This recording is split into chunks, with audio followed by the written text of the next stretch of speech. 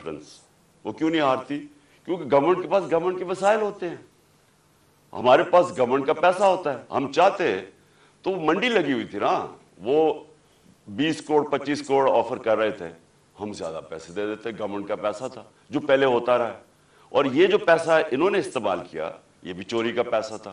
یہ کوئی ڈکلیئرڈ پیسہ تو نہیں تھا, یہ بلیک کا پیسہ تھا, یا انہوں نے سندھ گورنمنٹ کا پیسہ خرچ کیا. تو انہوں نے خرید لیے لوگ. ہم نے پرنسپل فیصلہ کیا کہ ہم اس آکشن کے اندر حصہ نہیں لیں گے, کیونکہ اگر ہم گورنمنٹ کا پیسہ استعمال کرتے ہیں تو ہم لوگوں کا پیسہ, عوام کا پیسہ چوری کرتے ہیں, جو عوام کی ان کا حق ہے. گورنمنٹ گر جاتی ہے. سارے سمجھتے ہیں کہ جناب اب تحریک انصاف کی قبر کھد گئی ہے, عمران خان ہمیشہ کے لیے گیا اور مٹھائیاں بٹے گی. لیکن پاکستانی قوم وہ کرتی ہے جو اس نے کبھی پہلے کیا ہی نہیں. تو 10 تاریخ کو, اور میں آپ کو خود کہہ رہا ہوں 10 اپریل کو, میں خود ہی حیران کہ جو شام کو سینز دیکھے, جو لوگ سڑکوں کے اوپر آئے, جس طرح لوگ نکلے. میں بشرا بیگم کے ساتھ بیٹھا تھا تو ہم خود حیران رہ گئے کہ یہ ہوا کیا ہے. ہوا یہ کہ یہاں 90 کی دہائی میں 2 حکومتیں کرپشن میں نکالی گئی. جب وہ کرپشن میں جاتی تھی اور اسٹیبلشمنٹ نکالتی تھی, لوگ مٹھائیاں بانٹتے تھے. پھر جنرل مشرف آ گیا, 2 دفعہ کرپشن میں ان گورنمنٹس کو نہ کہ وہ خود اس نے مارشل لاء لگا دیا.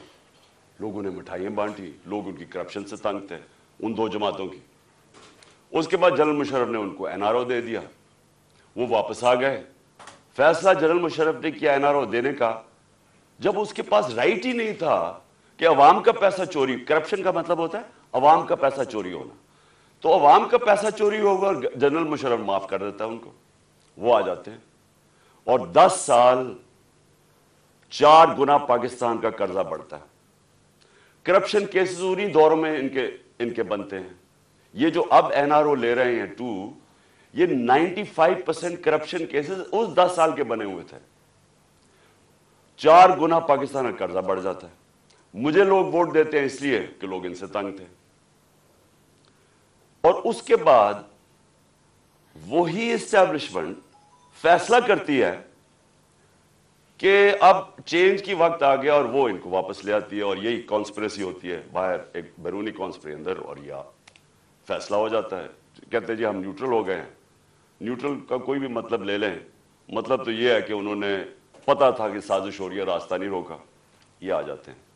اب ہوتا کیا ہے, اسٹیبلشمنٹ کو اس ملک میں عادت پڑ گئی تھی کہ جدھر وہ لوگوں کو دھکیلیں گے لوگ ادھر چلے جائیں گے. جب وہ چینجز لے کے آتے ہیں مٹھائیاں بنتی ہیں. اسٹیبلشمنٹ کو یہ عادت تھی.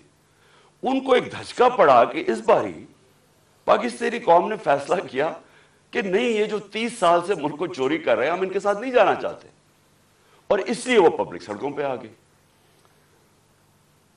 میں نے عوام سے میں اٹھا ہوا ہوں. میں نے تو میری کسی ملٹری اسٹیبلشمنٹ کے اندر میری پارٹی تو نہیں بنی تھی, جس طرح نواز شریف بنا تھا یا جس طرح ذوالفقار علی بھٹو بنا تھا. میں تو 22 سال سٹرگل کر کے عوام سے اوپر آیا تھا. تو میں نے تو عوام میں واپس جانا تھا. اور عوام نے جس طرح میں اب کیا کہوں, میری پذیرائی کی, جس طرح انہوں نے میری حوصلہ افزائی کی, میں تو خود ہی اس پہ بھی حیران رہ گیا. گرمی کی انتہا, یعنی اس باری اپریل اور مئی دنیا میں کہتے ہیں کہ پاکستان سب سے گرم ملک تھا, اتنی گرمی تھی. اور ایک سے ایک بڑا جلسہ پبلک نے آنا شروع ہو گیا. ہم نے ایک لانگ مارچ اناؤنس کی 25 مئی کو. جب ہم نے لانگ مارچ اناؤنس کی تو انہوں نے 3 لانگ مارچز ہمارے خلاف کی. ہم نے سمجھا کہ آئین اور قانون ہمیں اجازت دیتا ہے, ہم نے ان کو کہیں روکا نہیں تھا, ہم نے ان کو اجازت دے دی, تو یہ بھی ہمیں آنے دیں گے. انہوں نے جو تشدد کیا, جو لوگوں کے گھروں میں 2 دن پہلے راتوں کے 3 بجے جا کے انہوں نے جس طرح کا تشدد کیا, نہ چادر نہ چار دیواری, لوگوں کو اٹھا کے لوگوں کو جیلوں میں ڈالا. کس وجہ سے؟ اس کے بعد انہوں نے جب وہ پرامن احتجاج ہوا وہاں اسلام آباد میں ان کے اوپر شیلنگ، فیملیز نکلی ہوئی ہیں، ان کے اوپر انہوں نے شیلنگ کی. اور ہم حیران کہ کیا ان کے لیے جائز ہے لانگ مارچ اور ہمارے لیے نہیں ہے؟ اوپر سے پہلے آپ بیرونی سازش کے تحت آئیں، پھر سارے چوروں کو اوپر بٹھا دیں، ہم احتجاج کریں تو ہمیں بھیڑ بکریوں کی طرح ڈنڈے ماریں. تو اس کے بعد انہوں نے سمجھا کہ پارٹی بالکل ہی ختم ہو جائے گی، ممی ڈیڈی پارٹی ہے، یہاں تو عورتیں بچے آتے ہیں، تو انہوں نے سمجھا کہ ختم ہو جائے گی. اور یہ سمجھے نہیں پاکستانی قوم کو، کیونکہ بند کمروں میں جب فیصلے ہوتے ہیں آپ کو نہیں پتا کہ گراؤنڈ کے اوپر کیا ہو رہا ہوتا ہے. جو انفارمیشن یہ لیتے ہیں، اگر ان کی انفارمیشن یہ کریکٹ ہوتی تو اس ملک میں اتنے زیادہ حادثے نہ ہوئے ہوتے. انفارمیشن کدھر سے آتی ہے؟ گراؤنڈ کا سچویشن نہیں پتا. جب دیکھ رہے ہیں کہ پبلک نکلی ہوئی ہے اور انہوں نے ریجیکٹ کر دیا ان کو، قوم نظر آ رہا ہے کہ امپورٹڈ گورنمنٹ کو ریجیکٹ کر رہی ہے، بجائے وہ سائنس دیکھنے کے لیے جس طرح بھیڑ بکریوں کو مار مار کے سیدھے نہیں کرتے وہ شروع ہو گیا کرنا. بائی الیکشن آیا 17 جولائی کو. 17 جولائی کے بائی الیکشن میں ساری گورنمنٹ کی مشینری استعمال ہوئی. الیکشن کمیشن نے ہر قسم کی دھاندلی کی ان کے لیے. ای وی ایم مشین اس نے اس لیے نہیں آنے دی کیونکہ ان دونوں پارٹیز نے جعلی ووٹس رجسٹر کروائی ہوئی ہیں ہر حلقے میں. نہیں تو کامن سینس ہے کہ ساری ٹیکنالوجی کا استعمال کریں. جو 2015 کے اندر جو جوڈیشل کمیشن بیٹھی تھی دھاندلی پہ، اس میں ایک چیز واضح ہوگی کہ اگر آپ ای وی ایم مشینز لے آئیں تو 90% دھاندلی ختم ہو جاتی ہے. انہوں نے جان کے نہیں آنے دی. اس الیکشن کمیشن نے روکا. ان دونوں پارٹیز انہوں نے مخالفت کی اور ہینڈلرز نے مخالفت کی کیونکہ مینیپولیٹ نہیں ہو سکتے الیکشن. اس کے بعد بٹن دباؤ تو رزلٹ آ جاتا ہے. ہم حیران، ہم چاہ رہے فری اینڈ فیئر الیکشن. پہلی دفعہ گورنمنٹ نے کوشش کی اور انہوں نے اپوز کیا. اس کے باوجود پی ٹی آئی سویپ کر جاتی ہے، تحریک انصاف جیت جاتی ہے، سارے دنگ رہ جاتے. پھر بھی سائنس نہیں پڑھے کہ قوم کدھر کھڑی ہے. اس کے بعد مزید اور پریشر، دھمکیاں. اور اس کے بعد کیا ہوتا ہے کہ ایک چینج ہوتا ہے، ایک ہینڈلر آ جاتا ہے اسلام آباد، Faisal, general Faisal, major general Faisal. وہ کہہ کے آتا ہے کہ میں اب تمہیں بتاؤں گا کہ میں کیسے ان کو سیدھا کرتا ہوں. اور سختیاں شروع ہو جاتی ہیں. جو تحریک انصاف کے لیے میڈیا کور کر رہے ہیں ان کے لیے سختیاں، جو جرنلسٹ تحریک انصاف کو فیور کر رہا ہے ان کے اوپر سختیاں. ہمارے ممبرز کو اپروچ کیا جا رہا ہوتا ہے کہ آپ ہمارے ایم پیز کو، یہ ذرا سنیں، ایم پیز کو ڈرایا دھمکایا جا رہا ہے کہ اس کو چھوڑو عمران خان. کیا ڈرایا دھمکایا جا رہا ہے کہ ہمارے پاس کرپشن کیسز ہیں. اگر وہ نہیں مل رہا ہے تو ہمارے پاس ویڈیوز ہیں، آپ کی گندی ویڈیوز ہیں، وہ ہم بلیک میل کرنے کے لیے. یہ تماشا ہو رہا پاکستان میں کہ ہماری اپنی ایجنسیز اپنی ڈیموکریٹک پروسیس کو چلنے نہیں دے رہی اور یہ استعمال کر رہی ہیں. بجائے ریئلائز کریں کہ آپ نے غلطی کر دی ہے. لوگ چور نہیں ایکسیپٹ کر رہے ہیں، اس کے باوجود ایک غلطی کو دہراتے جا رہے ہیں اور فورس کرتے جا رہے ہیں لوگوں کو. دھمکیاں آنی شروع ہو گئی. مجھے تب پتا چلا کہ میرے اوپر ایک انہوں نے پلان بنایا، کیونکہ آپ اچھا پھر الیکشن کمیشن کو استعمال کیا جا رہا ہے کسی طرح عمران خان کو ڈسکوالیفائی کرو. فورن فنڈنگ کیس، پتا چلا وہ فورن فنڈنگ ہی نہیں ہے، اس کو ہمیں لٹکایا کہ فورن فنڈنگ میں اب پارٹی جائے گی. پتا چلا وہ پروہیبٹیو فنڈنگ ہے، اس کے اندر پارٹی ڈسکوالیفائی نہیں ہو سکتی. ادھر سے چینج کر کے توشہ خانہ آ گئے. توشہ خانہ کا سارا ریکارڈ توشہ خانہ کے اندر پڑا ہے. جو چیز بھی ہے وہ اس کے اندر پڑی ہے. اس میں کوئی گنجائش ہی نہیں ہے چوری کی. اگر آپ ہے تو وہ ایک دم پکڑے جاتی ہے. توشہ خانہ کیس چلا گیا اس میں جی، اب توشہ خانہ میں ڈسکوالیفائی کر دیتا ہے. وہ وکیل جا کے اس سے پوچھ رہا ہے کہ کس بیسس پہ ایک الیکشن کمیشن ڈسکوالیفائی کر دی. کیوں جی؟ وہ وہاں نواز شریف کا حکم آیا ہوا ہے کہ عمران خان کو ہمیں اکٹھا لیول پلینگ فیلڈ دو.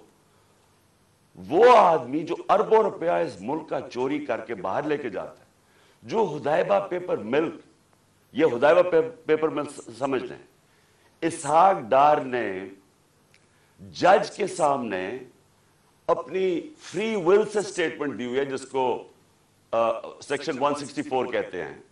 164 بیان جو ہے وہ جیل میں نہیں دیا جاتا, وہ آپ جج کے سامنے جا کے کنفیس کرتے ہیں کہ یہ میں نے کیا ہے.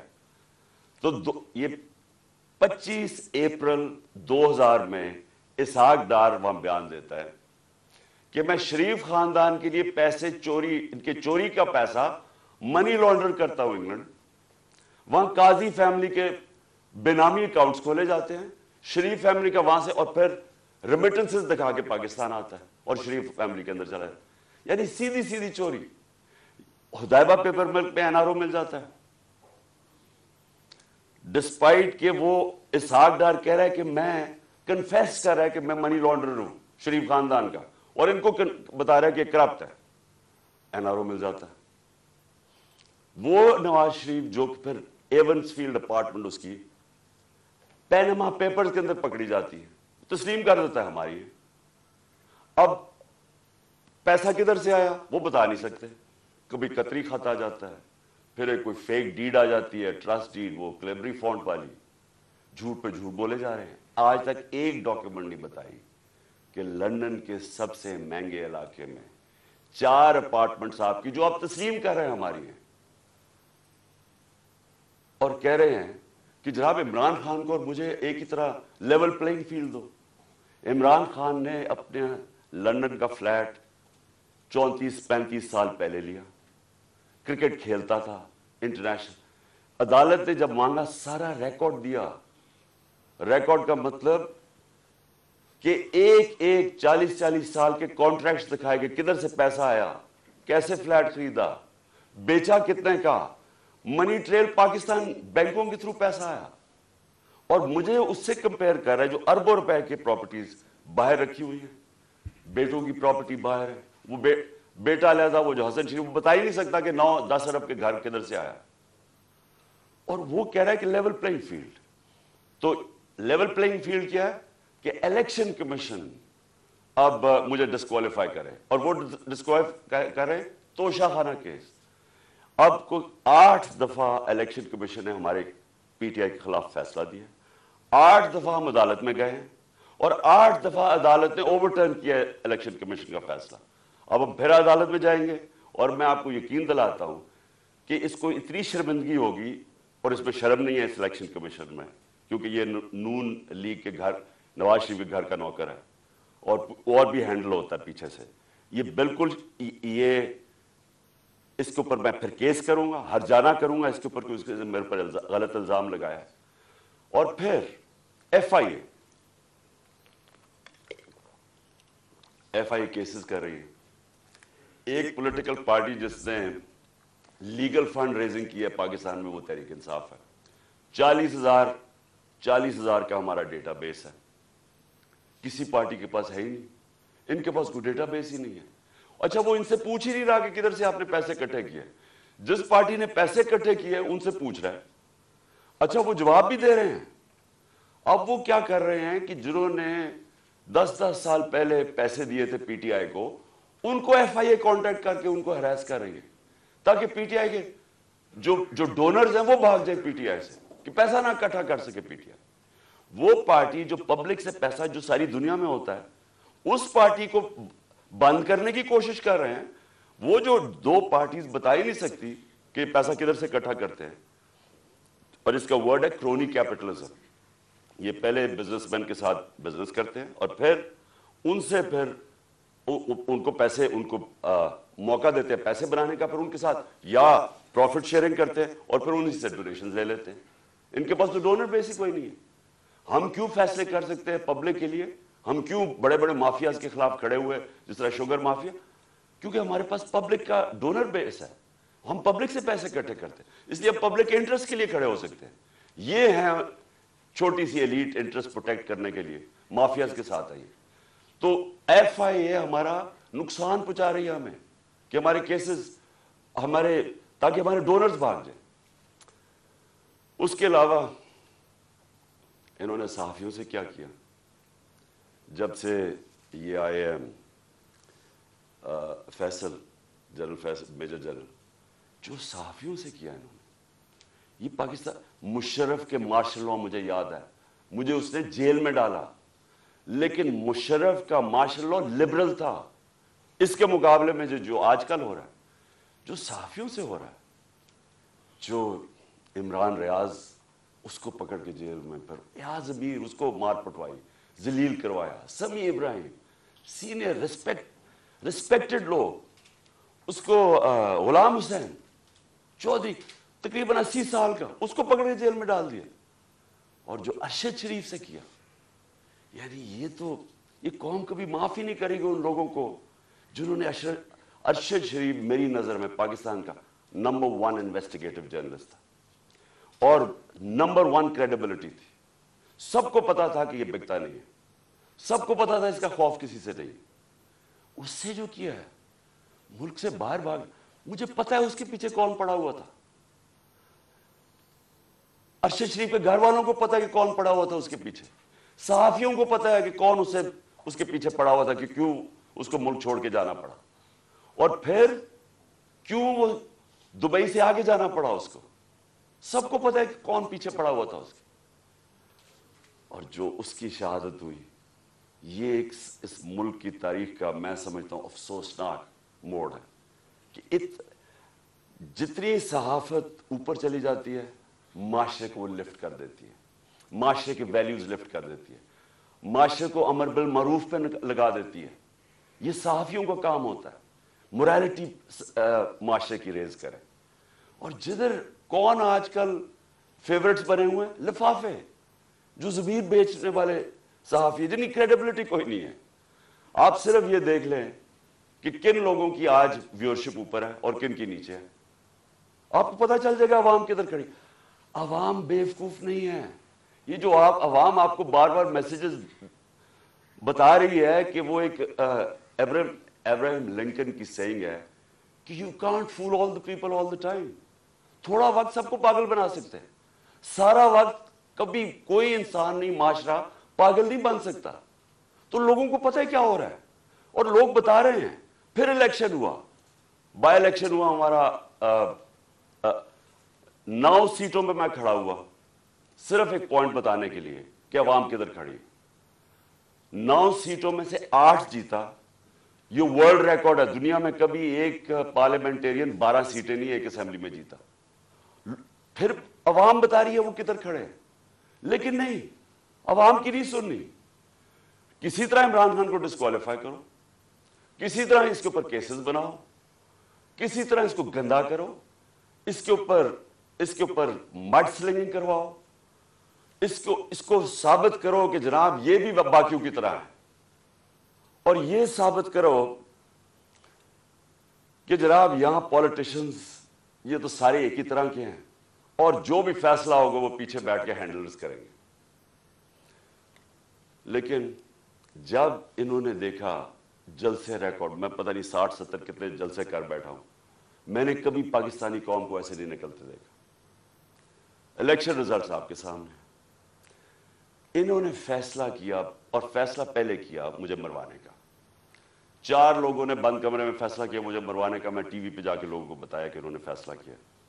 میں نے ویڈیو بنائی، 4 لوگوں کے نام میں نے دیے، میں نے ویڈیو باہر رکھی ہوئی ہے کہ اگر مجھے کچھ ہوا یہ ویڈیو ریلیز کریں گے، تاکہ یہ 4 لوگ یہ نہ ہو کہ یہاں ہمیشہ کوئی مر جاتا ہے تو اس کا کوئی پوچھتا نہیں ہے بعد میں.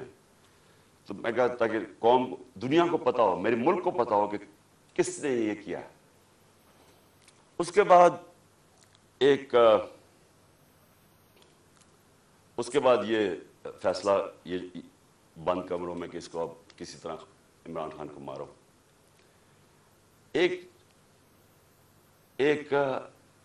اچھا، اور مجھے خبریں کدھر سے آتی ہیں، اب میں یہ بھی آپ کو بتا دوں کہ مجھے کیسے پتا چلتا ہے. ایک تو میں گورنمنٹ میں 3.5 سال رہا، میری ریلیشن شپس ہیں، اداروں کے اندر لوگوں کو میں جانتا ہوں، ایجنسیز کے اندر لوگوں کو میں جانتا ہوں. ویسے جو اداروں کے اندر، سارے اداروں کے اندر جو باہری اکثریت ہے، وہ سب متنفر ہے جو ہو رہا ہے پاکستان کے ساتھ، جو انہوں نے 6 مہینے میں کیا ملک کے ساتھ.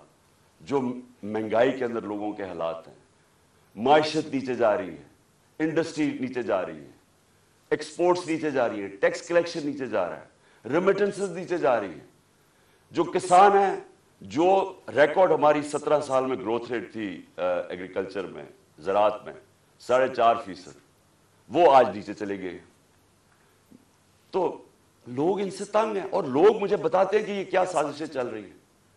تو دوسری انہوں نے سازش کیا کی، انہوں نے، اور اس کے اوپر اب میں آنے لگا ہوں، یہ جو ہوا، یہ جو مجھے یہ گولیاں لگی، یہ سازش کیا تھی؟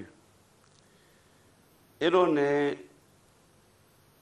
فیصلہ کیا کہ ایک ایسا سلمان تاثیر ٹائپ قتل کرو عمران خان۔ اس کے اوپر پہلے اسے کہو کہ جناب یہ اس نے مذہب کی توہین کی ہے یا توہین رسالت کی ہے، اس کے اوپر کوئی انہوں نے ٹیپس ٹوپس بنائی، انہوں نے وہ ریلیز بھی کی، وہ لوگ چلائے، اور وہ نون لیگ کے لوگ اس کو پروجیکٹ کرنا شروع ہو گئے۔ پتہ تھا مجھے کہ کون اس کو پروجیکٹ کر رہا ہے۔ ہمیں یہ اتنا آسان ہے آج کل کے زمانے میں پتہ چلوانا، کیونکہ یہ تو ڈیجیٹل ورلڈ ہے، آپ پتہ چلوا سکتے ہیں کس اکاؤنٹ سے چیزیں پروجیکٹ کی جا رہی ہیں۔ تو یہ پہلے تو یہ پروجیکٹ کیا گیا کہ عمران خان نے دین کی توہین کی ہے۔ اس کے بعد پلان ان کا یہ تھا، جو انہوں نے کیا اس دن یہ وزیر آباد میں، کہ کہیں گے جی دینی انتہا پسند عمران خان کو قتل کر دیا، جس طرح سلمان تاثیر کو کیا، کیونکہ اس نے کوئی مذہب کی توہین کر دی۔ یہ پلان بنا، میں نے یہ پلان جلسے کے اندر 24 سپٹمبر کو عوام کے سامنے رکھا، اور میں یہ چاہتا ہوں کہ یہ بالکل اسی اسکرپٹ کے اوپر ہوا جو کہ وزیر آباد میں ہوا ہے۔ تو یہ پہلے ذرا میں چاہتا ہوں آپ سارے یہ ذرا ایک دفعہ دیکھیں کہ یہ ہوا کیا تھا، یہ میں نے کیا کہا تھا 24 سپٹمبر کو۔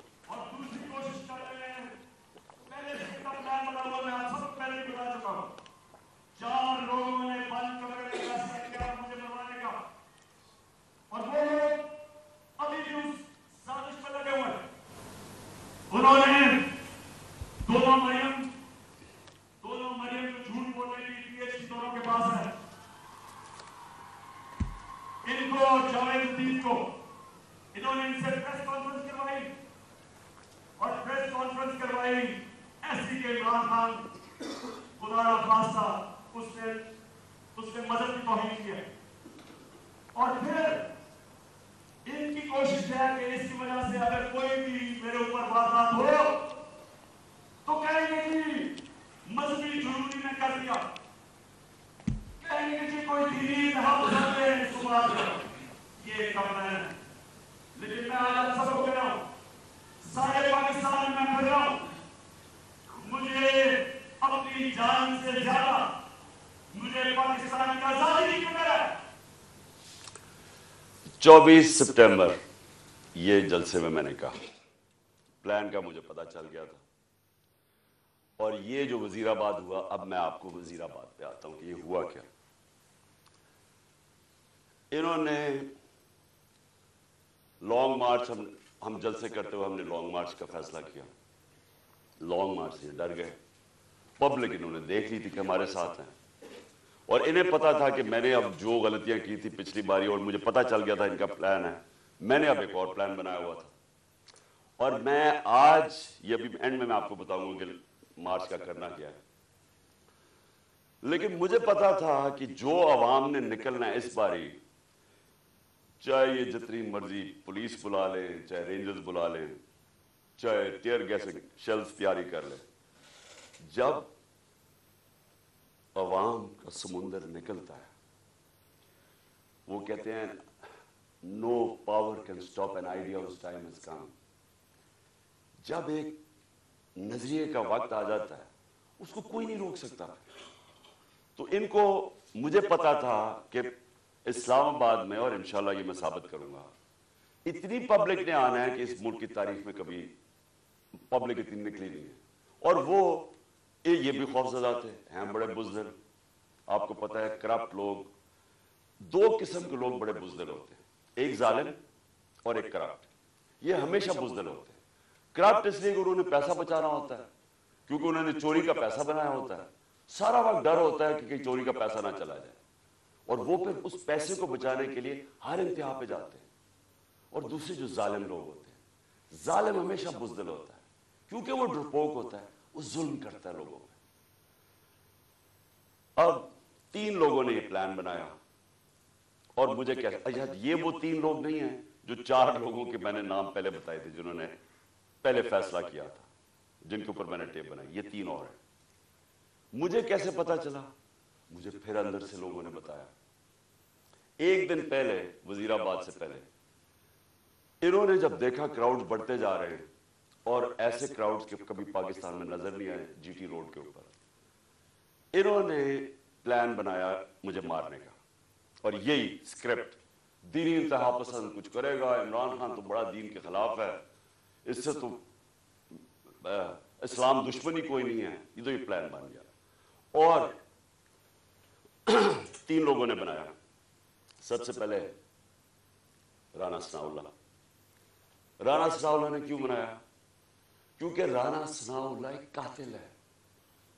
رانا ثناءاللہ اور شہباز شریف نے جب ماڈل ٹاؤن میں وہ 12 لوگوں کو قتل کیا تھا اور 70 لوگوں کو گولیاں لگی تھی، سب کے سامنے نہتے لوگوں کے اوپر گولیاں چلائی تھی ماڈل ٹاؤن. وہ کیوں چلائی تھی؟ کیونکہ طاہر القادری نے 1 سال پہلے پیپلز پارٹی کی گورنمنٹ کے اندر لانگ مارچ کی تھی اور یہ ڈرے ہوئے تھے آتے ساتھ ہی، کیونکہ اس نے کہا میں پھر کروں گا نون لیگ کی گورنمنٹ میں. یہ ڈرے ہوئے تھے. انہوں نے وہ جو ظلم کیا وہاں ماڈل ٹاؤن میں، یہ دونوں شہباز شریف اور رانا ثناءاللہ. اور یہ کیا کہنا چاہتے تھے؟ یہ پیغام دینا چاہتے تھے، خوف طاری کرنا چاہتے تھے کہ کہیں وہ اسلام آباد نہ آ جائے، وہ پبلک نہ نکل آئے. تو انہوں نے وہاں لوگوں کو قتل کیا. یہ رانا ثناءاللہ، اس نے یاد رکھے لانگ مارچ سے بچنے کے لیے لوگ قتل کروائے تھے ماڈل ٹاؤن کے. اسی رانا ثناءاللہ کے اوپر عابد شیر علی، ان کے منسٹر کے باپ نے کا 18 قتل کیے. اس نے قبضہ گروپ اور ہر قسم کی، یہ 2 نمبر کام کرتا ہے فیصلہ آباد میں، سب فیصلہ آباد جانتا ہے اس کو. تو ان کے اس کے لیے کوئی جان، انسانی جان کی اہمیت نہیں ہے. ان کے لیے صرف اپنے مقصد اور پیسہ اور چوری. دوسری طرف شہباز شریف کے اوپر ہیومن رائٹس واچ کی رپورٹ ہے یا ایمنسٹی انٹرنیشنل کی رپورٹ ہے 1990 یعنی 1997 میں جب چیف منسٹر تھا اور 99 تک جب چیف منسٹر آیا. اس نے کوئی 900 قتل کروائے تھے پولیس مقابلے میں. عابد باکسر نے ٹی وی کے اوپر آ کے سٹیٹمنٹ دی تھی کہ یہ کیسے لوگوں کو مرواتا تھا پولیس مقابلے میں. یہی شہباز شریف جب اس کا ایف آئی اے میں 16 ارب کا جو کیس تھا اور 8 ارب کا اس میں نیب میں، تو جو 16 ارب کی کیس تھے، جو نوکروں کے ملازموں کے نام میں رمضان شوگر مل کے انہوں نے پیسہ لیا اور پھر اپنے خاندان میں بانٹا. انہوں نے 5 ملازموں کو وہ مرے ہارٹ اٹیک سے. 2 آتے ساتھ ہی 2 مہینے میں 5 گواہ مرے. اور جو چھٹا ڈاکٹر رضوان تھا جو انویسٹیگیٹ کر رہا تھا ان کی ایف آئی اے کی، جس نے انویسٹیگیٹ کیا تھا یہ ان کا جو فیک اکاؤنٹس اور یہ جو نوکروں کے نام پیسہ لیا تھا، وہ بھی ہارٹ اٹیک سے مرتا. یہاں ڈاکٹر بیٹھے ہوئے آپ کو بتائیں گے کہ ایک طریقہ ہوتا ہے انڈیوس ہارٹ اٹیک کا، پتہ بھی نہیں کسی کو چلتا کیا ہو. تو کبھی کسی نے انویسٹیگیٹ نہیں کیا کہ آتے ساتھ یہ لوگ ایک دم 2 مہینے میں 6 لوگ ہارٹ اٹیک کیسے مر گئے. کبھی کسی نے یہ نہیں انویسٹیگیٹ کیا کہ رانا ثناءاللہ کے اوپر جو کوئی ایک کسٹم آفیسر کیا وہ کوئی اس کا انویسٹیگیٹ، اس کی کوئی انویسٹیگیشن تھی، اس نے کیسے ایک دم خودکشی کر لی. اس کے بعد یہ 2 انہوں نے اس پلان کے اندر یہ شامل ہوئے اور ساتھ مل گیا ان کے general major general Faisal. Faisal کیوں؟ فیصل اس لیے مل گیا، ایک تو ڈرٹی ہیری کہ اوپر وعدہ کر کے آیا تھا کہ فکر نہ کرو میں ان کو ٹھیک کرتا ہوں، آپ میرے پہ چھوڑ دیں، میں ان کو اس پارٹی کو ٹھکانے لگاتا ہوں.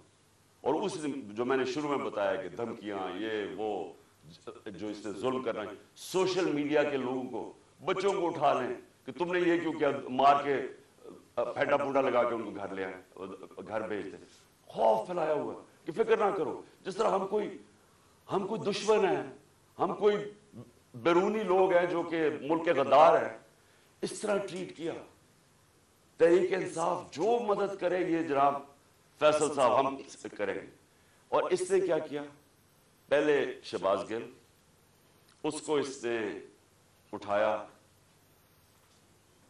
ٹارچر کیا، اس کو ننگا کیا، تصویریں کھینچی، تشدد کیا، اور اس کا جو ابھی تک وہ ریکور نہیں کیا جو اسے کیا۔ اس کے بعد وہ ایک سلمان فاروقی جرنلسٹ، اس کو پکڑ کے وہی ننگا کر، جمیل فاروقی، اس سے وہ ہوا۔ پھر اعظم سواتی سے جو ہوا، اور اعظم سواتی کا ریئیکشن جو آیا، اور جو اعظم نے کھل کے اس کا نام لیا، اس سے پہلے تو کوئی نام ہی ڈرتے ہوئے جنرل فیصل کا نہیں لیتا تھا۔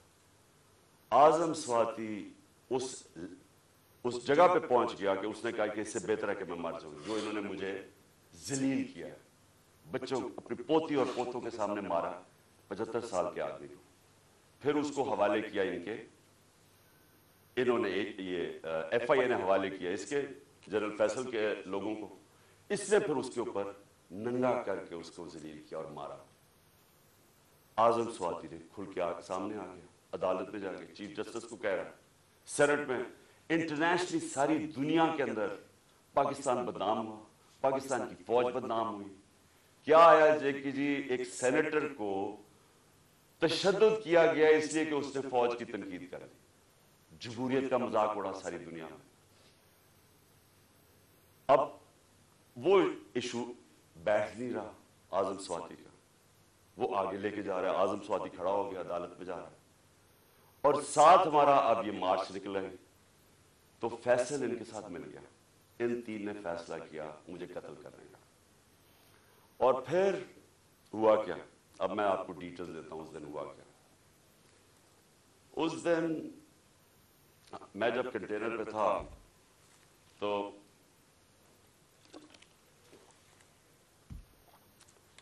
ایک دم گولیوں کا ایک برسٹ آتا ہے، میری ٹانگ پہ گولیاں لگتی ہیں، میں گر جاتا ہوں، اور جب میں گر رہا ہوتا ہوں تو دوسرا برسٹ آتا ہے، یہ ایک برسٹ ادھر سے آتا ہے اور دوسرا برسٹ آگے سے آتا ہے، دو آدمی تھے، اور جب میں گر رہا ہوتا ہوں تو میرے اوپر سے گولیاں جاتی ہیں، یعنی کہ اگر یہ سنکرونائز کر دیتے، میرے خیال میں ان کا اس میں نے بچنا ہی نہیں تھا، اگر یہ دونوں جو میرے کنہوں نے کٹھے اگر مارنا تھا تو اس نے ادھر سے مارنا تھا، تو یہ تو جدھر سے اس نے مارنا تھا اس نے بچنا ہی نہیں تھا، کیونکہ اس سامنے سے مارنا تھا، وہ سائڈ سے مارا تھا۔ تو جب میں گر رہا تھا تو اوپر سے گولیاں گئیں، اور پھر بھی کیونکہ میں گر گیا تھا، میرے خیال میں اس نے سوچا ہوگا، اوپر جو بیٹھا ہوا تھا اس نے سوچا کہ اب یہ مار گیا، اور وہ وہاں سے چلا گیا۔ اب جو چیز سمجھنے کی ہے وہ یہ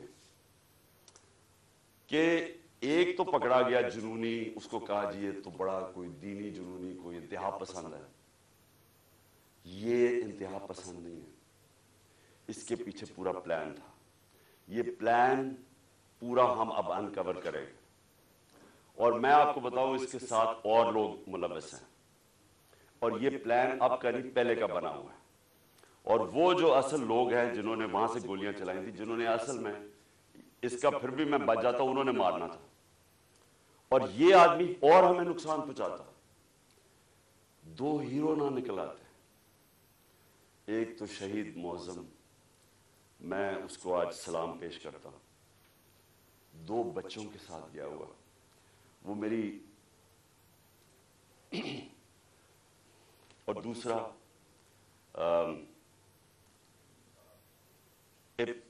ابتسام،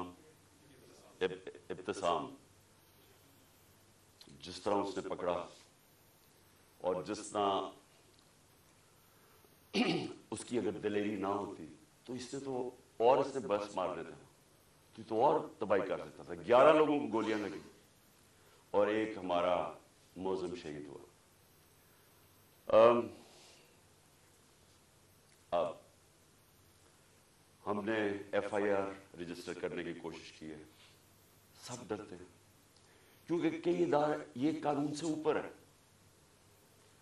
میں آج جنرل باجوہ سے سوال پوچھتا ہوں کہ کیا فوج کا وقار اوپر جائے گا یا نیچے جائے گا اگر جو آپ کی فوج پہ کالی بھیڑیں غلط کام کر رہی ہیں، ظلم کر رہی ہیں، انسانوں پہ تشدد کر رہی ہیں، اگر آپ ان کے اوپر ایکشن لیں گے تو فوج کا وقار اوپر جائے گا، لوگ عزت کریں گے فوج کی۔ لیکن اگر یہ ہے کہ فوج میں ایسے لوگ بیٹھے جو ہمیں بھیڑ بکریوں کی طرح سمجھ رہے ہیں، مار داڑ کر کے، ڈرا دھمکا کے، اگر سمجھ رہے ہیں کہ اس طرح فوج کا وقار اوپر چلا جائے تو نفرتیں بڑھ رہی ہیں۔ آپ کے ایک میجر جنرل نے جو میرے خیال میں غداری میں پکڑا گیا، امریکہ کے لیے غداری کر رہا تھا، آپ نے اس کو سزا دی، فوج کا وقار اوپر گیا، غلط کام کر رہا تھا۔ تو کیا یہ اب میجر جنرل فیصل اس کی تفتیش ہونے دیں گے آپ؟ اور کیا اس ملک میں اب تفتیش ہو سکے گی جب جنرل فیصل کے اوپر الزام ہے، انٹیریئر منسٹر ثناء اللہ کے اوپر الزام ہے، اور تیسرا پرائم منسٹر شہباز شریف کے اوپر الزام ہے؟ کیسے تفتیش ہوگی؟ جب تک یہ تین لوگ ریزائن نہیں کرتے تفتیش ہوگی کیسے؟ اور ادھر میں جنرل باجوہ آپ سے بھی فوج کے وقار کے لیے کہہ رہا ہوں کہ یہ پاکستانی فوج کو نقصان پہنچا رہے ہیں اس طرح کی کالی بھیڑیں، یہ جو سمجھتے ہیں کہ ہم انسان ہی نہیں ہیں، بھیڑوں کو کبھی ادھر موڑ دو کبھی ادھر موڑ دو، آج وہ چور ہیں کل وہ NRO مل گئے تو اچھے ہو گئے ہیں، آج پھر آپ ان کو چور بنا دیں گے کل پھر بھیڑی۔ ہم انسان ہیں، انسانوں کو جانوروں کی طرح نہ ٹریٹ کریں، اور انسان کسی وقت آگے کھڑا ہو جاتا ہے، اور یہ قوم کھڑی ہو گئی ہے۔ یہ میں آج آپ کو بتا دوں، دو راستے اب اس قوم کے سامنے، یا ایک پرامن انقلاب آئے گا اور یا خونی انقلاب آئے گا، اور تیسرا راستہ نہیں ہے، کیونکہ میں نے 6 مہینے میں اس قوم کو جاگتے دیکھا ہے، قوم کھڑی ہو گئی ہے۔ یہ جو شعور کا جن ہے یہ بوتل سے نکلا ہے، یہ اندر نہیں جانے لگا۔ اب فیصلہ صرف یہ کر لیں کہ ہم پرامن طریقے سے اس ملک کے اندر چینج لے کے آئیں گے، جو کہ بیلٹ باکس کے ذریعے آئے گا صاف اور شفاف الیکشن کے لیے، یا وہ جو ایران میں ہوا تھا ہوگا، تباہی ہوگی، جو سری لنکا میں لوگ سڑکوں پہ آ جائیں گے، کیوس ہوگا۔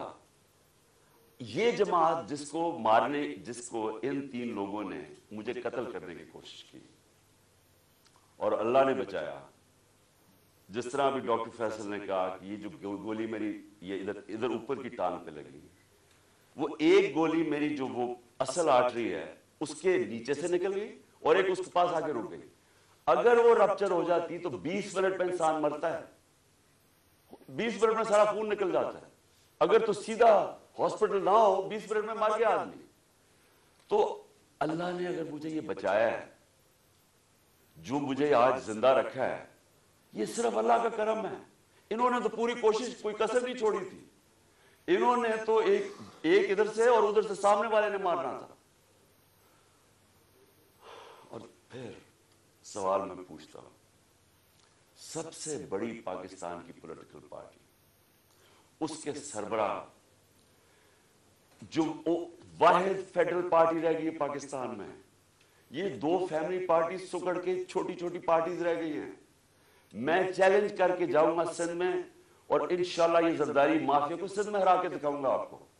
سندھ کے لوگ اس سے تنگ ہیں، ان کو سب سے زیادہ غلام ادھر بنایا ہوا، ان کو وہ سب سے زیادہ آزادی طلب کر رہے ہیں۔ اور یہ شریف خاندان، میں چیلنج کرتا ہوں، یہ کدھر کسی سیٹ پہ میرے سے مقابلہ کرے۔ نواز شریف آئے، کہتے ہیں نا اسے آئے، اتنی کوششیں کر رہی ہیں، NRO سب کو دے دیا ہے، سارے چوروں کو منی لانڈرر ساروں کی عید ہو گئی ہے، وہ کہتی ہے مریم لیول پلینگ فیلڈ، چیلنج کرتا ہوں کسی سیٹ پہ پنجاب میں میرے سے مقابلہ کر رہے ہیں، کیونکہ پبلک چینج ہو گئی ہے۔ یہاں ایک جاگی ہوئی قوم ہے، ان کو بھیڑوں کی طرح نہ ٹریٹ کریں۔ اور چیف جسٹس صاحب، میں آپ سے مخاطب ہوں، دیکھیں یہ ملک ترقی نہیں کر سکتا جب تک رول آف لا نہیں ہوگا. میں ساری دنیا پھرا ہوں, 70 سال میری عمر ہے, میں نے مغربی دنیا اندر سے دیکھی ہوئی ہے. میں جب 18 سال کا انگلینڈ گیا تو میں نے پہلی دفعہ رول آف لا دیکھا. مجھے تو پتہ ہی نہیں تھا کیونکہ ہم تو ملٹری ڈکٹیٹرشپ میں بڑے ہوئے تھے یہاں 60s میں. تو پہلی دفعہ میں نے ایک فلائی ریاست دیکھی, وہ کیا ہوتی ہے, اور رول آف لا دیکھا کہ قانون سب کے لیے ایک برابر. کوئی طاقتور وہاں قانون کے اوپر نہیں تھا, کوئی وہاں قبضہ گروپ نہیں تھے. ان کی عدالتیں ان کو ان کمزور کی حفاظت کرتی ہیں. وہاں اگر آپ کے پاس پیسے نہیں ہیں, لیگل ایڈ دیتی ہیں کہ ایک عام آدمی جا کے عدالت میں کیس لڑ سکے. وہاں کسی کی جرت نہیں ہے, کسی طاقتور کی جرت نہیں ہے کسی پہ ظلم کرے. اس لیے وہ کامیاب معاشرے ہیں, اس لیے وہاں خوشحالی ہے. میرے سامنے میری زندگی میں دیکھتے دیکھتے سنگاپور جو ایک پاکستان کا مقابلہ ہی نہیں کوئی کر سکتا تھا, پاکستان سب سے تیزی سے ترقی کر رہا تھا 60s میں. ہم تو مثال تھے دنیا کی. اور کہاں سنگاپور ہمارے ساتھ, ہمارے سے نیچے شروع ہوا. آج ہمارا جو پر کیپٹا انکم ہے وہ پتہ نہیں $2000 ہوگا, سنگاپور کا $60,000 ہے. کیونکہ ان کے اسٹیٹسمن لی کوان یو نے سب سے پہلے زور لگایا قانون کی بالادستی قائم کرنے کے لیے. اور اس نے جب قانون کی بالادستی ہوتی ہے تو کرپشن ختم ہوتی ہے. کرپشن تب ہوتی ہے جس ملک کے اندر قانون کی حکمرانی نہیں ہوتی, جب کوئی قانون سے اوپر نہیں ہوتا, جب کسی کو این آر او نہیں ملتا, جب لوگوں کو پتا ہوتا ہے کہ آپ جرم کریں گے, آپ جتنے بھی طاقتور آپ کو سزا ملے گی. صرف تب ایک معاشرے کے اندر انصاف ہوتا ہے اور وہ معاشرے میں پھر خوشحالی آتی ہے. ہمارے نبی صلی اللہ علیہ وسلم نے مدینہ کے اندر غربت تھی لیکن انہوں نے پہلے انصاف قائم کیا, عدل اور انصاف. فلاحی ریاست بنائی اور عدل انصاف قائم کیا. رحم دل ریاست بنائی اور عدل انصاف قائم کیا. اس کے بعد خوشحالی آئی, پہلے خوشحالی نہیں آئی. ہم کیوں نہیں آگے بڑھ رہے؟ میں ابھی آپ کے سامنے مثال دے رہا ہوں کہ ملک کی سب سے بڑی پارٹی کا جو سربراہ ہے اس کو انصاف نہیں مل رہا. اس کو ایسے جو میرے سے چیف جسٹس صاحب جو 6 مہینے میں میرے سے کیا گیا ہے, میں آپ کو یقین دلاتا ہوں کہ کوئی ملک اپنے دشمن سے نہ کرے. میں وہ پاکستانی ہوں, اس ملک کے سارے ہائیسٹ سول ایوارڈ جیتے میں نے. سب جانتے ہیں کرکٹ کی دنیا میں نے پاکستان کی عزت بڑھائی, کم نہیں کی. یہ شوکت خانہ میں بیٹھا ہوں, یہ انٹرنیشنل راؤنڈ ہاسپٹل ہے, 75% کینسر کے مریضوں کا مفت علاج کرتا ہے, سب سے بڑا خیراتی ادارہ ہے. دوسرا پشاور میں کھولا ہے, تیسرا کراچی میں کھول رہے ہیں جو اس سے بھی بڑا ہوگا. 2 یونیورسٹیز بنائی ہیں, القادر یونیورسٹی جو کہ 100% فری ڈگریز دے رہی ہے لیڈرشپ کے اندر, سیرت نبی کے اندر, اور دوسری طرف نمل یونیورسٹی جدھر 90% اسٹوڈنٹس کو مفت تعلیم مل رہی ہے اور 85% جیسی ڈگری لیتے ہیں ان کو نوکریاں مل جاتی ہیں. 2 یونیورسٹیز, 2 ہاسپٹل, تیسرا ہاسپٹل. یہ دنیا میں کوئی جانتے ہیں کسی پولیٹیشین نے ایک بھی بنایا ہو؟ کوئی اس ملک کی تاریخ میں کسی نے کچھ کیا ہو؟ اور پھر ایک پارٹی بنائی جو کہ سب سے بڑی آج پارٹی ہے پاکستان, 12 سیٹیں جیتا. اگر میرے سے یہ ہو رہا ہے, میرے گھر کے اوپر میرے نوکروں کو پیسے دیے گئے میرے خلاف جاسوسی کرنے کے لیے, ڈیوائس رکھنے کے لیے, گھر کے نوکروں کو میری فون کالز, جو میری پرائم منسٹر کی فون کالز تھی ان کی ریکارڈڈ کر کے ریلیز کی گئی ریکارڈنگ, آفیشل سیکرٹس ایکٹ کی وائلیشن ہے. لوگوں کو جو ہمارے ڈونرز تھے ان کو ڈرایا دھمکایا گیا. ہر حربہ جو استعمال ہو سکتا ہے کہ ایک دشمن کے خلاف, وہ میرے خلاف. یعنی یہ میسج پہنچواتا ہے یہ جو الیکشن کمیشن ہے, جی میں نہیں کہہ رہا, پیچھے سے مجھے حکم ہے. ایف آئی اے والے جو پھر ہم نہیں کہہ رہے جی ہمیں پیچھے سے حکم ہے. وہ 25 مئی میں جو پولیس والوں نے ظلم کیا تھا ہمارے, ہم کیا کریں جی ہمیں پیچھے سے حکم ہے. یعنی یہ ایک پاکستان کی جمہوری پارٹی سے مذاق ہو رہا ہے، ظلم ہو رہا ہے، یہ قوم کو تباہ کر رہے ہیں، قومیں تباہ ہوتی ہیں ایسے۔ ایسٹ پاکستان میں کیا ہوا تھا؟ سب سے بڑی جو جماعت الیکشن جیتی اسی کے خلاف ملٹری ایکشن کر دیا، ان کو جو رائٹ تھا ان کا وہ نہیں دیا۔ میں 18 سال کی عمر میں انڈر 19 میچ کھیلنے گیا ادھر، مارچ 1971، یہاں پریس سینسرشپ تھی، مجھے تو پتہ ہی نہیں تھا کہ کتنی نفرت ہے وہاں۔ کیوں نفرت تھی وہاں؟ کیونکہ ہم ان کو رائٹ نہیں دے رہے تھے، وہ الیکشن جیت گئے، ان کا پرائم منسٹر ہے۔ یہاں فیصلہ ہوا جی نہیں، ہم نے ان کو نہیں بننے دینا، اور ہم نے اس کے خلاف ملٹری ایکشن کر ملک توڑ دیا۔ اسی اس پاکستان میں اپنے پاکستانیوں کو بتانا چاہتا ہوں، کیونکہ یہ مجھے سب سے زیادہ تکلیف ہوئی اس کی، کہ 18 سال کے بعد، یہ 71 تھا، 18 سال کے بعد میں پاکستان ٹیم کیپٹن ایک بنگلہ دیش ایک ایگزیبیشن میچ کھیلنے گیا ہندوستان کے خلاف، دو ایگزیبیشن میچز، وہ 2 میچز ہم جیت گئے، وہ 2 میچ سیریز جیت گئے۔ میرے پاکستانیوں، وہاں جدھر نفرت تھی پاکستان سے 1971 میں، کیونکہ ہم ان کو رائٹ نہیں دے رہے تھے، انصاف نہیں کر رہے تھے، 50,000 لوگوں کا سٹیڈیم ایک ہی نعرہ مارا تھا، پاکستان زندہ باد، پاکستان زندہ باد۔ ہوٹل سے جدھر ہمارا ہوٹل تھا اور جدھر سٹیڈیم تھا، سٹیڈیم سے ہوٹل تک لوگ سڑکوں پہ لائنوں پہ کھڑے ہوئے تھے، پاکستان زندہ باد۔ تو میں نے تب مجھے پتا چلا یہ کتنی بڑی ٹریجڈی ہے، کہ ہم نے کتنا ظلم کیا ان لوگوں کے ساتھ جو ہمیں چھوڑنا نہیں چاہتے تھے، لیکن ہم نے ان سے انصاف نہیں کیا۔ اب وہی کرنے جا رہے ہیں، سب سے بڑی پارٹی کو دیوار کے ساتھ لگا رہے ہیں اور اس کے لیڈر کو قتل کر رہے ہیں، کوشش کر رہے ہیں۔ کیوں؟ کیونکہ چوروں کا ٹولہ اوپر جو بٹھا دیا ہے، ہم بھیڑ بکریاں مان نہیں رہے ان کو، اس لیے قتل کرو اس کو، جو ملک کی سب سے بڑی پارٹی ہے، تاکہ اگر عمران چلا جائے گا تو پارٹی تتر بتر ہو جائے گی۔ جو پارٹی فیڈریشن کو اکٹھا رکھ سکتی ہے وہ تو صرف تحریک انصاف ہے۔ ملٹری، اگر ملٹری اب ملک کو اکٹھا رکھ سکے تو ایسٹ پاکستان نہ ٹوٹتا۔ پولیٹیکل پارٹیز ملک کو اکٹھا رکھتی ہیں، ملٹری مدد کرتی ہے، یہ الٹا جا رہا ہے۔ یہ پھر کوئی تاریخ سے ہم نے کچھ نہیں سیکھا۔ کیا ہوگا؟ مجھے پتا تھا جس دن میں نکل رہا تھا، مجھے پتا تھا کہ یہ آج یا کل انہوں نے میرے پہ کوئی واردات کری ہے، کیونکہ مجھے پوری میسج آئی کہ جناب انہوں نے اب مجھے کہا کینسل کر دیں، اب نہ جائیں، انہوں نے مار دینا آپ کو۔ پہلے تو میں نے سوچا کہ کیا یہ واقعی کریں گے، کیا یہ واقعی یہ کر لیں گے کہ یہ ایک ملک کی ایک قوم کو نقصان پہنچائیں گے اپنے چھوٹے چھوٹے مفادات کے لیے، وہ اپنے پیسے بچانے کے لیے، کیونکہ ان کو سارا ڈر یہ ہے کہ اب یہ چوری کا پیسہ ہے، یہ جو NRO ہے ہم نے جو لے لیا ہے، اب کہیں عمران خان آ کے اس کو ریورس نہ کر دے بس، تو انہوں نے تو قتل اور جانا سلام اللہ، ان سے کیا ایکسپیکٹ کرتے ہیں۔ لیکن یہ جو فوج کا جنرل، یہ ان کے ساتھ مل کے، اور یہ جو ہمارے سے ہوا ہے 6 مہینے، میں اپنی قوم سے سوال پوچھتا ہوں کہ کیا ہم اب ہمارا اب یہ سوال ہے، ہم نے اپنے آپ سے پوچھنا، کیا ہم نے ایسی رہنا یا ہم نے اپنی تقدیر بدل کے آزاد ہونا ہے؟ آزادی کے لیے قربانیاں دینی پڑتی ہیں۔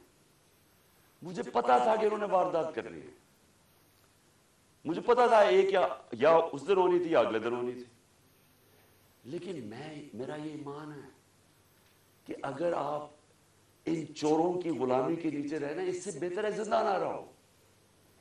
میں یہ طے کر کے آیا، اور میں جیسے ہی ٹھیک ہوں گا میں پھر نکلوں گا سڑکوں پہ، پھر میں کال دوں گا، پھر اسلام آباد کی میں کال دوں گا، اس لیے کہ اس قوم کے اوپر اگر ان چوروں نے اور ان ظالموں نے حکمرانی کرنی ہے، اور اگر ہم باحثیت قوم اس کو ایکسپٹ کر گئے، تو اس لیے پاکستان نہیں بنا تھا، یہ بڑی خواب تھی، اس لیے لاکھوں لوگ مرے نہیں تھے، شہادتیں نہیں ہوئی تھی۔ میں لاہور میں بڑا ہوا ہوں، ایک گھر نہیں تھا جو ایسٹ پنجاب سے آئے جدھر لوگوں کی قربانیاں، عورتیں بچے جس طرح قتل عام ہوئی تھی. یہ بڑی قربانی کے بعد ملک بنا تھا. قائد اعظم جب پاکستان لینڈ کیا انہوں نے 3 ہفتے پہلے، انہیں پتا تھا انہوں نے زندہ نہیں رہنا.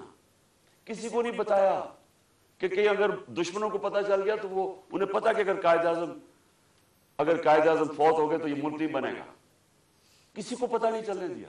اور 3 ہفتے پہلے لینڈ کرتے ہیں کراچی، تو ایڈمرل جو ان کا اسسٹنٹ تھا اسے کہتے ہیں میں نہیں سمجھتا تھا کہ میری زندگی میں پاکستان بنے گا. اس لیے نہیں بنا پاکستان کہ چوروں کی ہم غلامی کریں، یہ ظالموں کی جو لوگوں پہ تشدد کرتے ہیں. آپ کو پتا ہے اعظم سواتی کو جب اس کے اوپر تشدد کر رہے تھے اسے کیا کہہ رہے تھے کہ یہ عمران خان کو بتاؤ کہ اس کو ہم اس طرح ننگا کر کے ماریں گے. یہ ہمارے لوگ ہیں، یہ اس ملک کی سیکیورٹی کے لیے ہیں، اور یہ اس کو کہہ رہے ہیں اس کو کہ عمران خان کو پیغام دو کہ اس کو اس طرح ہم ننگا کر کے ماریں گے. پنڈی کا وہ مسٹر وائی جو ملتان کا ہے، مسٹر وائی بیٹھا ہوا ہے، وہ ہمارے ایم پیز کو بلا کے کہہ رہا ہے کہ دیکھو یہ پی ٹی آئی کی کوئی فیوچر نہیں ہے اور عمران خان کو تو ہم نے وہ کرنا ہے جو اعظم سواتی سے کیا. یعنی یہ ہمارے لوگ ہیں. جنرل باجوہ جاگیں، یہ ملک تباہی کی طرف جا رہا ہے. یہ اگر آپ نے ان کے اوپر کالی بھیڑوں پہ ایکشن نہ لیا، یہ نفرتیں بڑھتی جائیں گی، یہ قوم ٹوٹنے کی طرف جائے گی. عمران خان کو جب اللہ نے لے کے جانا ہے میں تو تیار ہوں اس کے لیے. ملک کا سوچیں، اپنی ذات سے نکل جائیں باہر کہ جی چھوٹے چھوٹے مفادات کے لیے، اپنی ذات کے لیے، یہ چوروں نے تو اپنے پیسے کے لیے، ہم اپنے ملک کو قربان کر رہے ہیں. جو لوگ سڑکوں پہ ہیں ان کی شکلیں دیکھیں، ان کی آنکھیں دیکھیں، آپ کو نظر آئے گا کہ یہ تلاش میں ہے کہ وہ پاکستان جدھر یہ آزادی سے رہے، جدھر کوئی کسی کو اجازت نہ ہو کہ کمزور کے اوپر کوئی ظلم کرے. تھانے کچہری کے اندر بیچارہ غریب آدمی ٹھوکریں کھاتا پھرتا ہے، اس کو انصاف نہیں ملتا، اس کی زمینوں پہ قبضے ہو جاتے ہیں. اور یہ بڑے بڑے ڈاکو ہر باری آ کے اپنی ساری چوری معاف کروا لیتے ہیں. 1100 ارب روپے کی یہ چوری معاف کروا رہے ہیں اپنے. 1100 ارب روپے کا این آر او لے رہے ہیں. ملک کو تباہی کے اندر ڈال کے، معیشت تباہ کر کے، مہنگائی میں لوگوں کو پھنسا، اور صرف اپنے پیسے بچانے کے لیے این آر او لے رہے ہیں. اور ان کو کوئی فکر ہی نہیں ہے. ملک کو جو مرضی ہو، ان کے تو پیسے باہر پڑے ہوئے ہیں. ان کے لیے ہمارے اوپر تشدد کیا جا رہا ہے، جس کا جینا مرنا پاکستان میں، جن کے پیسے ہی باہر پڑے ہوئے ہیں، جو عیدیں باہر ہیں، جن کی شاپنگ باہر ہے، بچے باہر ہیں، جنہوں نے جائیدادیں باہر بنائی ہوئی ہیں، بلینز آف ڈالر کی پراپرٹی ہے، ان کے لیے ہمیں قربان کر رہے ہیں. اور غدار پھر کون رہا؟ کون ہے پاکستان کا غدار؟ میرے اوپر غداری کا پرچہ کر دیا. شہباز گل کے اوپر کسٹوڈیل ٹارچر ہوئی، یہ دنیا میں بینڈ ہے. اس کے اوپر میں نے آواز اٹھائی اور میں نے کہا کہ جس نے ریمانڈ میں بھیجا اس آدمی کو جس کے اوپر کسٹوڈیل ٹارچر ہو، اس کے اوپر قانونی کارروائی کریں گے. میرے پہ دہشت گردی کا پرچہ لگا دیا. تو یہ پاکستان کدھر جا رہا ہے؟ ہم وہ خود بھولے نا، جو قوم اپنے نظریے سے ہٹتی ہے وہ مر جاتی ہے. ہمارا تو نظریہ تھا، ہمارا نظریہ ہے اسلامی فلاحی ریاست جو مدینہ کی ریاست کے اوپر بیس کرنی تھی. علامہ اقبال کی شاعری تو پڑھنے ساری، وہ سارا وقت جگاتا رہا. علامہ اقبال غلام مسلمانوں کو جگانے کی کوشش کر رہا تھا کہ غلاموں کی کوئی زندگی نہیں ہے، پرواز صرف شاہین آزاد کی ہے. اور آزادی تب آتی ہے جب انصاف ملتا ہے. انصاف جب تک نہیں ملتا وہ قوم آزاد نہیں ہوتی. یا انصاف ہی نہیں ہے چیف جسٹس صاحب. یا میں آپ کو گارنٹی کرتا ہوں کہ جب تک یہ ریزائن نہیں ہوں گے تفتیش ہی نہیں ہو سکتی. تینوں تو وہ ملوث ہیں جن کے نیچے تفتیش ہے. تو چیف جسٹس صاحب اس ملک کو بچائے. آپ کی بڑی ذمہ داری ہے. اللہ جتنا بڑا ہمیں مقام دیتا ہے اتنی بڑی ہمیں ذمہ داری ڈالتا ہے. آخرت میں ہماری ججمنٹ ہوگی کہ ہم جو اللہ نے ہمیں نعمتیں بخشی ہیں ان کو ہم نے کیسے استعمال کیا ہے, اپنی ذمہ داری انسانیت کے لیے پوری کی یا نہیں کی. اللہ آپ سے پوچھے گا کہ یہ جو اعظم سواتی جو اسے ہوا ہے کہ کوئی سو موٹو ایکشن نہیں لینا تھا, کیا یہ جو شہباز گل سے ہوا ہے کوئی آپ کی ذمہ داری نہیں ہے, کوئی رول آف لا نہیں ہے اس ملک میں, وہ تو آپ نے امپلیمنٹ کرنا ہے. اگر طاقتور کے لیے ایک قانون ہے, کمزور کے لیے دوسرا ہے, ملک کی تو فیوچر ہی کوئی نہیں ہے. کیونکہ میرے نبی صلی اللہ علیہ وسلم نے 1500 سال پہلے تقریباً انہوں نے کہہ دیا تھا کہ وہ قومیں جو کمزوروں کو, چوروں کو جیلوں میں ڈالتی ہیں اور طاقتور ڈاکوؤں کو پکڑتی نہیں ہیں وہ تباہ ہو جاتی ہے. آج ساری جو ڈیولپنگ ورلڈ ہے وہ کیوں غریب ہے؟ کیونکہ وہاں طاقتور قانون کے اوپر ہے. اور اگر سنگاپور اوپر گیا تھا تو ان کے اسٹیٹس مین نے طاقتور کو قانون کے نیچے لے, اس کی سٹوری پڑھ لیں کہ کیسے اس نے سنگاپور کو اٹھایا. پہلے انصاف لے کے آیا, انصاف سے کرپشن ختم ہوئی اور اس کے بعد خوشحالی آ گئی. شیر شاہ سوری سب سے بڑا مانا جاتا ہے کہ یہ جو بادشاہ تھے ہندوستان کے سب سے بڑا. کیا کیا شیر شاہ سوری, کدھر سے شروع ہوا؟ جو اس کو جاگیر ملی بہار میں, اس نے کیا کیا, اس نے رول آف لا قائم کر دیا, اس نے سارے بڑے بڑے ڈاکوؤں کو ختم کر دیا, اس نے وہاں انصاف کر دیا. سارے تاجر ارد گرد کی جاگیروں سے چھوڑ کے تو شیر شاہ سوری کی جاگیر میں آ گئے, وہاں خوشحالی آ گئی کیونکہ وہاں انصاف تھا. ادھر سے وہ کھڑا ہوا اور ادھر سے اس نے جب ہندوستان کی سنبھالی جب حکومت, تو ادھر اس نے انصاف قائم کیا. اس لیے آج اس نے لوگوں کے جب انصاف آیا خوشحالی آ گئی. یہاں ہم رینگتے رہیں گے امریکنوں کے, کبھی ادھر ہاتھ جوڑ رہے کہ جی ہمیں ادھر سے پیسہ مل جائے, کبھی وہ چینیوں کے پاس جا رہے ہیں پیسہ مل جائے, اور ہاں کبھی ہم جی ہم تو ہم ماننا تو نہیں چاہتے لیکن ہم مجبور ہیں, ہم بڑے مجبور ہیں. تو 30 سال تو آپ دونوں فیملی حکومت کرتی رہی ہیں, تو کس نے مجبور کیا اتنا؟